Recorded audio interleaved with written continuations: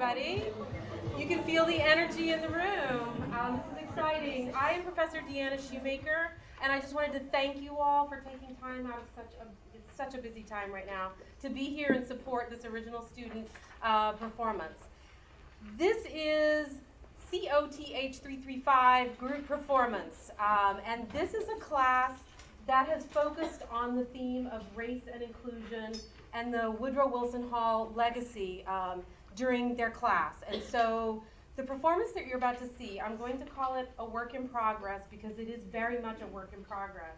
And what that means is not only are we devoted to progress for Monmouth University moving forward into the 21st century, but we literally mean this is in development. We clarified some new blocking this morning. You're going to see students with scripts in hand. So this is like a peek into something that might grow into something else. You know, we don't know. But this is a work in progress. So you're getting to see the development here. The bulk of this performance is really inspired by documentary performance methods.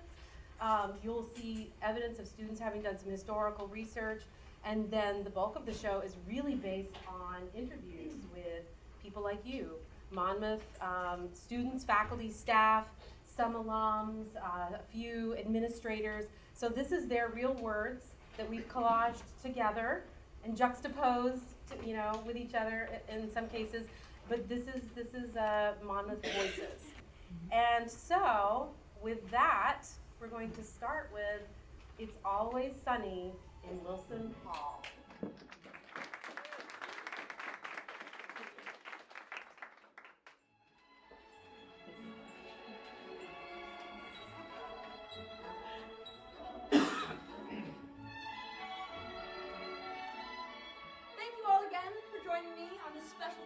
Monmouth University. I'm Angela, and I'll be your tour guide. So if you have any questions, please let me know. Now, we like to start with this historical landmark mansion. Here we have our administration building here at MU. We have Wilson Hall, named after former U.S. President Woodrow Wilson. Some students actually like to say that it's haunted. So wow, this is Wilson Hall, huh? Yep, that's right. And this is also Daddy Warbucks' mansion in the film Annie. Wowza. Cool, huh? But isn't there some controversy behind the name of Wilson Hall? Well, Woodrow Wilson, 20th President of the United States, former governor of New Jersey, and former president of Princeton University as well. Oh yeah, wasn't he like a racist who supported segregation and stuff? Mother of pearl, is that true? I mean, yeah and no. Enough! Jiminy Cricket, what was that?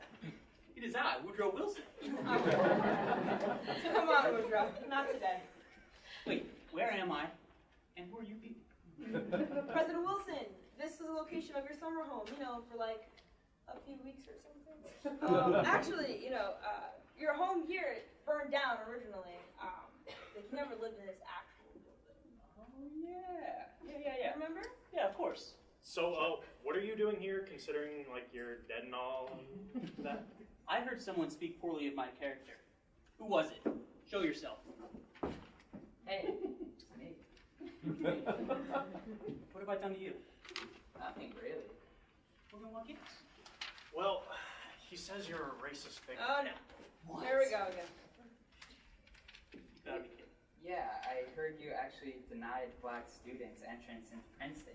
And you resegregated the federal government after it had already been desegregated for a lot of years. You also screamed "Birth of a Nation" in the White House. Now that is a good movie. Come on. No. Dude, it's super racist. And white people in blackface, the glorification of white supremacy. That film inspired the rebirth of the KKK. What are you talking about? What did you guys learn about me in school? Well, as a progressive Democrat, you helped end World War I, created what became the United Nations, and won a Nobel Peace Prize. You set up the federal banking system. Geez, you even established the 8-hour workday, Mother's Day, and under great pressure, granted women the right to vote. So, I don't get it. Am I supposed to like you or hate you? For all the good stuff you did, you've done some pretty bad stuff, too. But don't you remember all the press conferences I held in the White House? People loved me. People loved you. You, sir, were a racist pig who set our country back on race equality for years to come. Trotter, you need to calm down. Who's this? I know. That's, my friend, is William Monroe Trotter, an important African-American journalist and civil rights activist who constantly challenged Wilson for his Trotter. racist tendencies. Trotter, segregation was not a humiliation, but a benefit to you people. President Wilson, you could be the star on a TV show entitled People I Really Freaking Hate. I didn't like you when we were alive, and I sure as hell don't like you now that we're dead. Get this man out of my building. Oh, just like you threw Trotter's delegation out of the White House when they protested segregation? That's enough, gentlemen. Everyone, please break it up. I swear they did not pay me enough for these tours. Anyway, moving fast forward to 1966, when Dr. Martin Luther King Jr. actually spoke on this very campus during the height of the civil rights movement. I have a dream. I have a. All right, we're good.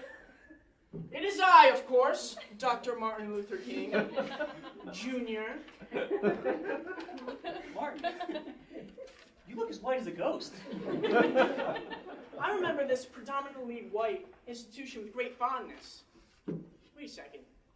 Didn't a lot of people boo me out during my speech in the gymnasium? They actually did, sir. Oh, yes. Come on, it wasn't that bad.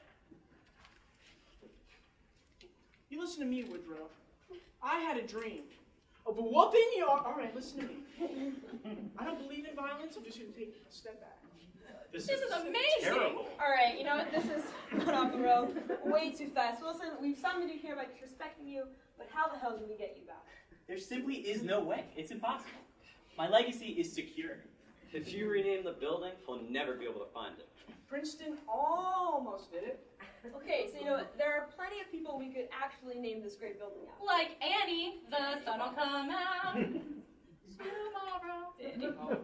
Don't be self-centered. I right was now. thinking more, Julian Abeel. Who's she? He was the architect of this beautiful building, actually. Well, it is lovely. It's alright. Just alright. I could live here. Julian Abeel was one of the earliest African-American architects. He designed more than 400 important buildings across many prestigious universities. Sadly, a lot of his work lived in the shadows due to racial discrimination. He certainly deserves more recognition. He sounds like a cool dude. You know what? All right, that's enough. Thank you, Ghost. Please, but if you could please return back to your respective realms. History really does weigh heavily on the present. Now, if you come with me, it is time to walk across campus to meet, some more actual living students and faculty and staff. So I get why people want to change the name, but would that really change anything? Well,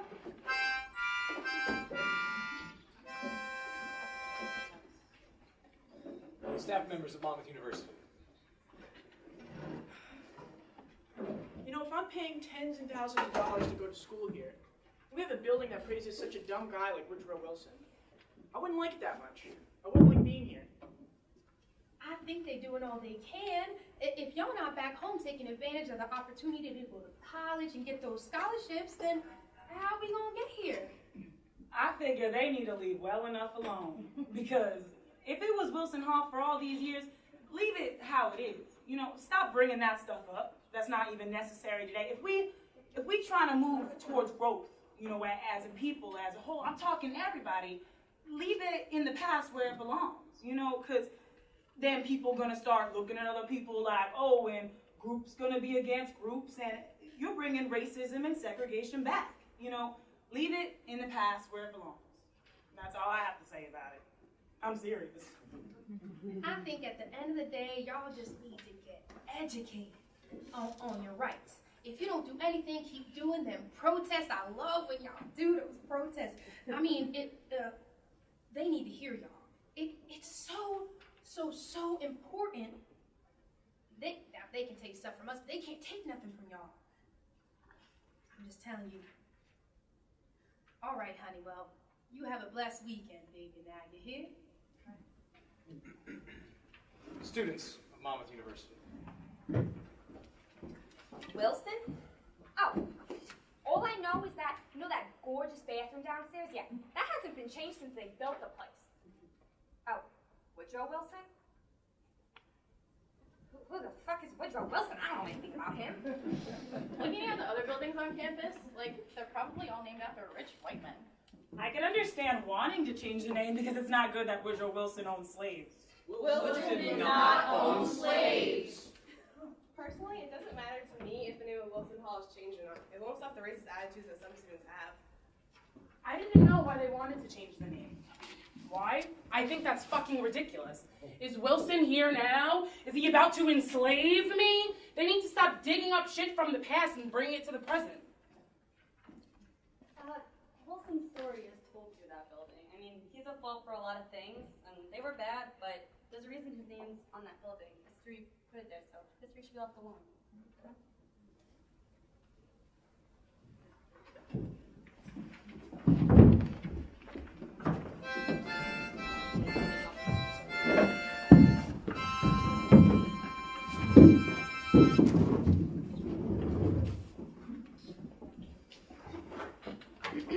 Thank you all so much for coming to this faculty and administrative forum regarding Wilson Hall. What are your thoughts on changing the name of Wilson Hall? And yes, I think if it's upsetting people, we should just honor somebody that everybody respects. yes. I think a name change would make sense, but I didn't think the Board of Trustees would go for it. I think it's relevant, but it's not the most important thing to focus on when it comes to race and inclusion on campus.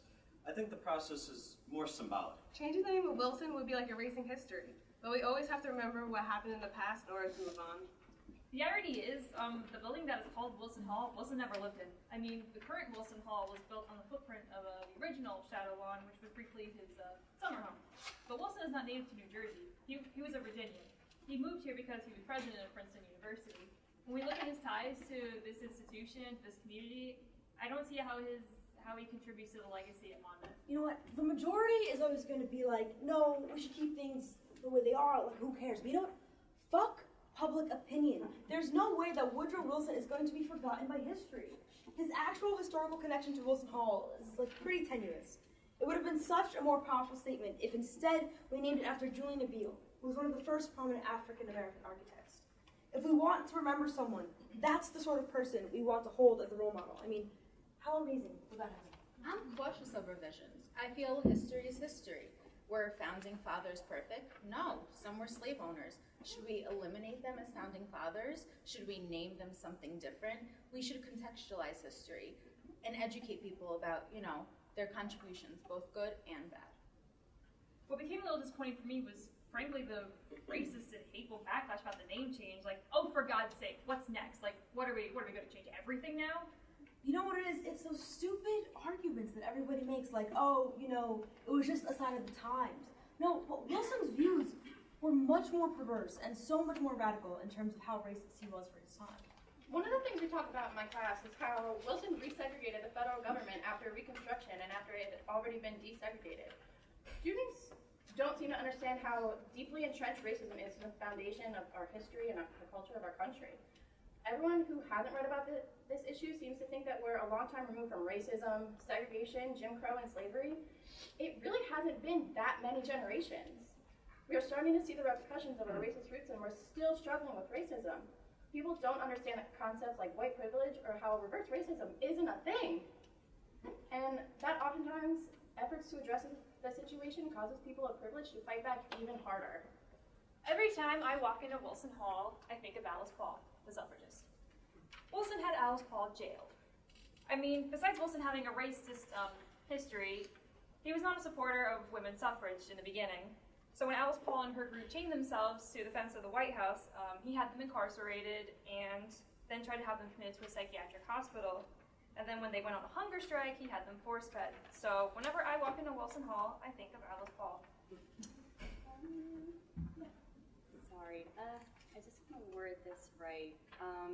Okay, there's an issue of not only honoring Wilson, but also honoring those who suffered under Wilson's hand.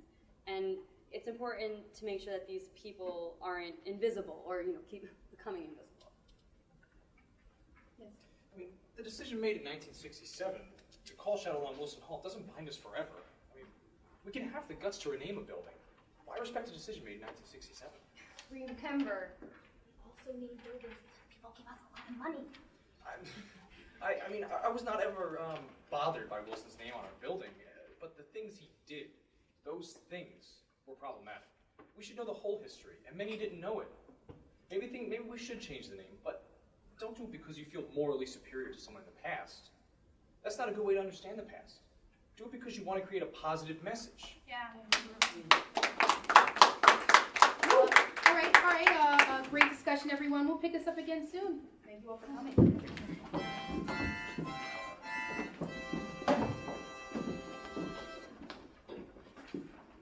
You know, obviously, there's some controversy about Wilson Hall. But for now, you know, it's still Wilson Hall. So moving on. So if you look at our beautiful campus, you know, please notice all the pretty flowers. Please keep off the grass. Let's check out the Clangier Center, home to our radio and TV stations, along with our school newspaper as well. And if you check out the screen behind you, we actually have a documentary made about diversity here at Monmouth. Check it out.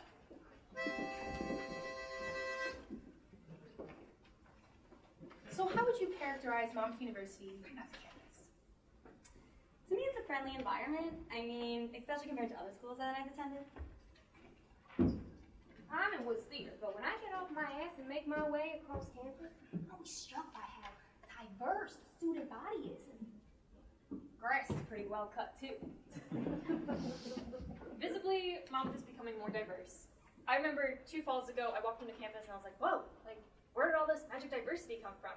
But I still think it's a very conservative campus. It's diverse, yeah. I mean, I would say it's a safe environment. Professors are all really caring and stuff. For the most part, I'd say it's really welcoming. I think MU is a medium-sized campus that is predominantly white and lacks diversity in all aspects. Okay, well, like compared to my high school, yeah, like Monmouth, I guess, is diverse, but not compared to real life, you know? I guess for me, it's the most diverse place I've been to in a while, but it's really not that diverse. I would have to say it's suburban, mostly Caucasian, with very cliquish social groups. Do you think everyone here feels welcomed and included? Well, yeah, I mean, I really love it here. I only have good things to say about living on campus, but I guess the reason you're asking me is because that's not the case for everybody. Now, I haven't witnessed any discrimination or people feeling left out or anything, but that doesn't mean it doesn't still happen. You know, you really got me thinking here. What are you trying to make me feel bad like I have some type of white privilege or something? I mean, I guess you're right. You're really opening my mind here.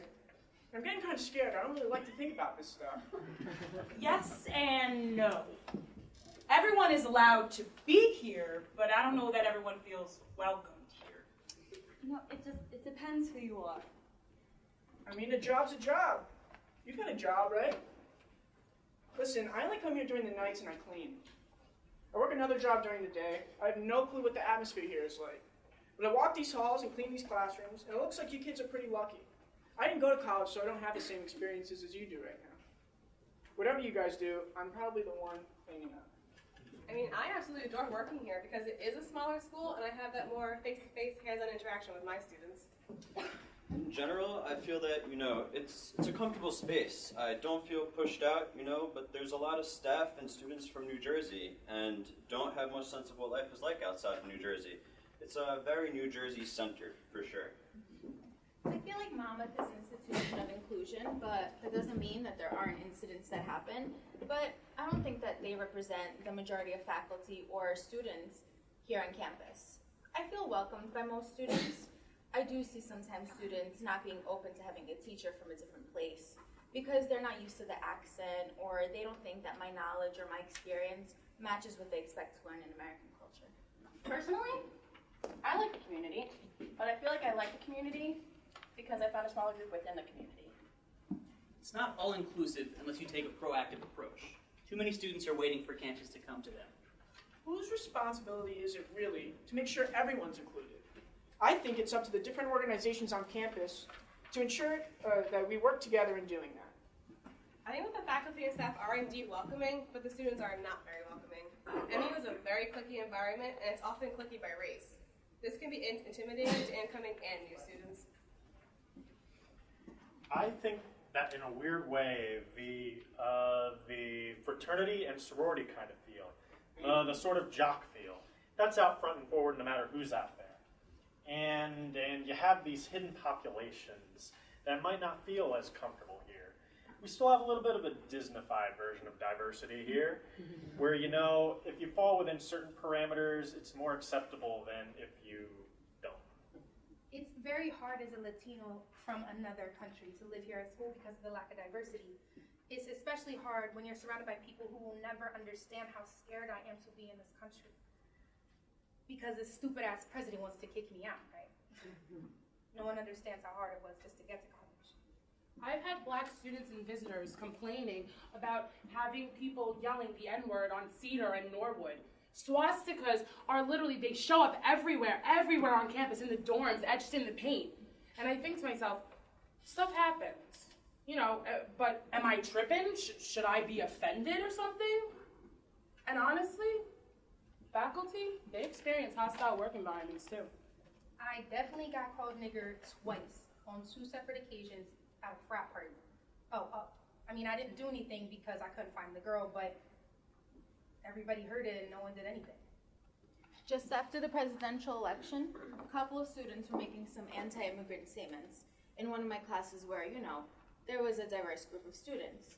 That was one of the most challenging moments in my career because even though you feel like everyone has the right to speak, if that speaker is deliberately insulting or hurting verbally other students, what is my duty and role as a professor, as a teacher to say, you know, that is not acceptable, not in my classroom.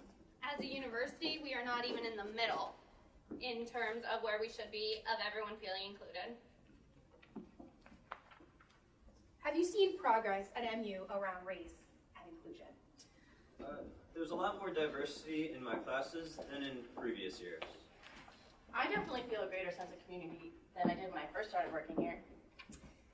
We have progressed, but I'm afraid that people think, you know, we use progression to think that everything is fine, you know? Like, people who are marginalized should just be fine and shut up, but no, we can keep making things better. In my teaching, I find that there's a lot of students that come from white, middle class, upper middle class backgrounds that just have a very difficult time recognizing their own privilege, you know? And why it's important to talk about these issues and understand white privilege. It's not trying to take anything away from somebody, it's simply recognizing the history of the way things have been set up. You know, I think Monmouth really tries. I feel a real sense of community here. I think our biggest problem, though, is that different parts of the community here just all feel so separate. Yeah, I think the school is doing stuff. Like, I heard they're trying to make it more affordable for Latino students to get into college and to get scholarships and stuff. I mean, I like that because then there'll be more of us here. One of the things that sort of struck me when I first moved to Jersey is that people still refer to non-Anglos, you know, Puerto Ricans, Cubans, Dominicans, as Spanish. I feel that's a very archaic way to describe people. They're not Spanish, they're Latinos. I wouldn't care if it was all white, 50% African American, Latino, name another race. And I chose the school because the location, the programs, and all that junk, not because of what races usually attend this school. God, people look so deep into this race thing, don't you think? I mean, yeah, but I'm talking as a white female, so I'll stop. Everyone complains too much. They want to bring race into everything. You go to the mall and you don't see a lot of black people in the mall. You say it's a racist mall, possibly owned by the KKK. But I get it. Going through life, you know, blaming all the obstacles and challenges you have on your race is worse than living life without it. But get over it. You know, Will Smith, he said something. What did he say? Oh crap, what did he say? Fuck, what did he say? Oh, okay, he said, I got it. He said, I love being black, but especially being black in Hollywood. Well, I love being black, and I especially love being black at Monmouth.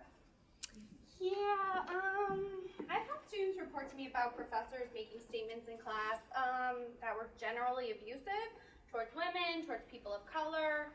I'm aware that there have been students of color approached by campus police, like, what are you doing here? And I've heard of students at times creating a less than welcoming space out of ignorance and just out of, I don't know, trying to be cool, I guess. Less now in the past, but I don't think that the sentiments have actually changed. So I think we've had under 5 African-American tenured faculty in 90 years. So what does that say, right, about hiring policies, about the applicant pool in the first place? There was a student that said that she was the only black person in all of her classes, so everyone remembered her name. I think people from different ethnic or racial groups are more comfortable hanging out with people who are similar to people who look like them. Historically, people were put into these groups because they weren't welcome, but now it's a matter of personal choice. It's hella divided here. I'm a freshman and I can see that. Blacks hang with blacks and then sometimes we mingle, but that's really it. Frankly, we're scared of us anyway. You know, Monmouth is still a reflection of the segregation that exists in central New Jersey. I mean, we're less than a mile from Asbury Park, which, you know, is a place that was decimated by the forces of segregation after the riot in 1970. I mean, whether you look at Red Bank, Long Branch, or Freehold Borough, there really are some severe lines of socioeconomic, racial, and cultural segregation where we really haven't met the promise of the New Jersey State Constitution to build a cohesive, inclusive community where everyone enjoys equal rights and protections. I mean, Monmouth it's really one small piece of that broader struggle here in the state. I think Monmouth is taking steps in the right direction. Since 1933, Monmouth has been building its legacy. It's going to take a minute for a big change. Have there been huge changes? I haven't seen them yet, but will there ever be a time where I'll see as many brown faces here that I can count? I mean, it's a place in transformation, so I think we're at a very crucial moment in university's history. I mean, we're still working through who we imagine ourselves to be and how we include people who haven't been a part of the traditional core of the student body and faculty in the past.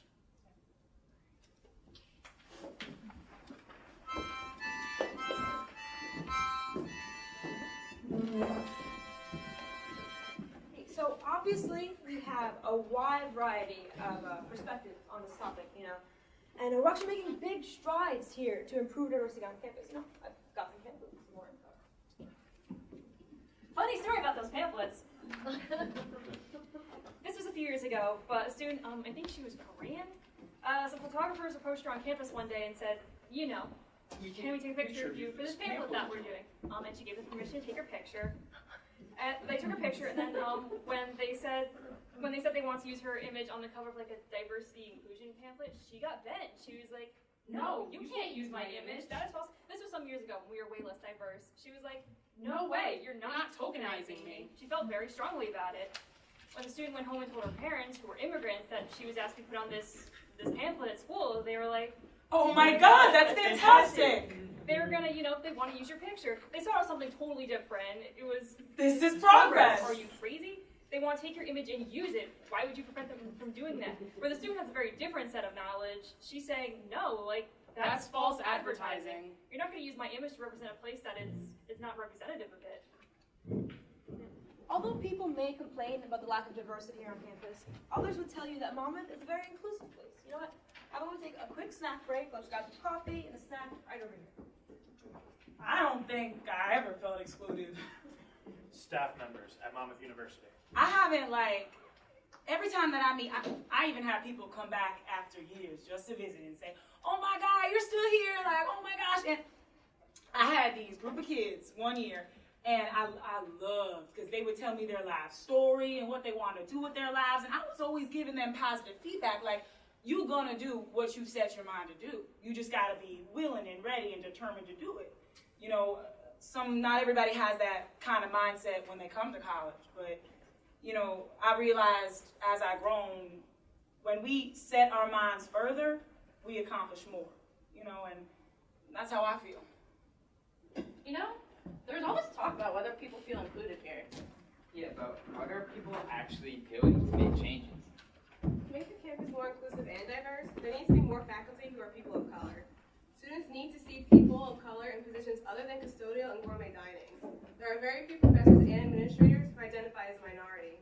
I also think that all students should be required to take at least one class on race and ethnicity to properly educate them. A lot of racism stems from ignorance. Definitely more recruiting of staff of color, students from different communities. We have people from all over the world that teach here, but domestically, in almost 100 years, we've had under 5 African-American tenured faculty. People go crazy when you start talking about affirmative action, even though they don't even understand the history or the policies that were originally intended for women and people with disabilities. How do I feel about there not being enough black professors in the school? It's our job to work our black asses off to get there. It's not the institution's job to hire us. The irony of Monmouth is that it's situated between two fairly diverse cities, Long Branch and Asbury Park. So I mean, if we were sincere in saying we wanted to create more diversity, then one of the things we would do is provide more outreach. But to provide outreach without financial support would make this somewhat disingenuous. All right, guys, snack break is over. Let's please get back to our tour. You know what? If I was running the school, I would lower the tuition and give more money for scholarships. I would have more celebrations of differences in cultural events and activities. I'd offer a series of monthly lunches where people from all over campus can just sign up and hang out, like to build campus, like a community.